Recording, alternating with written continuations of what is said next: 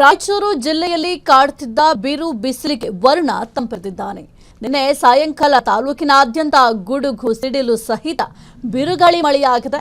ಮಸ್ಕಿ ತಾಲೂಕಿನ ಹಿರೇದಿನಿ ಗ್ರಾಮದಲ್ಲಿ ಮನೆಯ ಮುಂಭಾಗ ಇದ್ದ ತೆಂಗಿನ ಮರಕ್ಕೆ ಸಿಡಿಲು ಬಡಿದು ಮರವು ಬೆಂಕಿಗಾಹುತಿಯಾಗಿದೆ. ಅಕಾಲಿಕ ಮಳೆಯಿಂದಾಗಿ ಬಿಸಿಲಿನ ಬೇಗೆಯಿಂದ ಕಂಗೆಟ್ಟಿದ್ದ ಜನರಿಗೆ ತುಸು ನಿರಾಳತೆ ಸಿಕ್ಕಂತಾಗಿದೆ.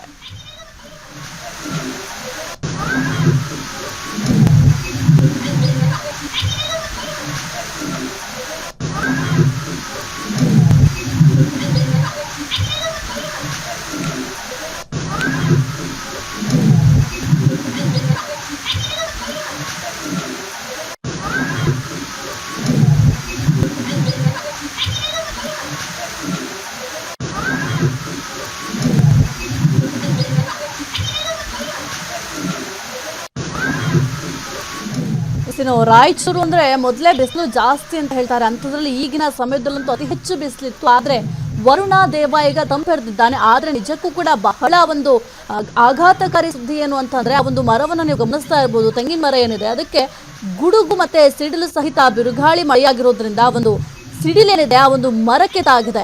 ಹಾಗಾಗಿ ಮರ ಅಲ್ಲಿ ಬೆಂಕಿ ಹತ್ಕೊಂಡಿರೋದು ಕೂಡ ನೀವು ಗಮನಿಸ್ತಾ ಇರ್ಬೋದು. ಒಂದು ವೇಳೆ ಮರದ ಕೆಳಗಡೆ ಯಾರಾದ್ರೂ ನಿಂತಿದ್ರೆ ಪ್ರಾಣಹಾನಿ ಆಗೋದು. ಆದ್ರೆ ಅಲ್ಲಿ ಯಾರೂ ಕೂಡ ಇಲ್ಲದೆ ಇರೋದ್ರಿಂದ ಯಾವುದೇ ರೀತಿಯ ಪ್ರಾಣಹಾನಿ ಸಂಭವಿಸಿಲ್ಲ. ಆದ್ರೆ ಆ ಮರದಿಂದ ಬೇರೆ ಬೇರೆ ಮರಗಳಿಗೂ ಕೂಡ ಬೆಂಕಿ ತಗುಲುವ ಸಾಧ್ಯತೆಗಳು ಕೂಡ ಅತಿ ಹೆಚ್ಚಾಗಿರುತ್ತೆ.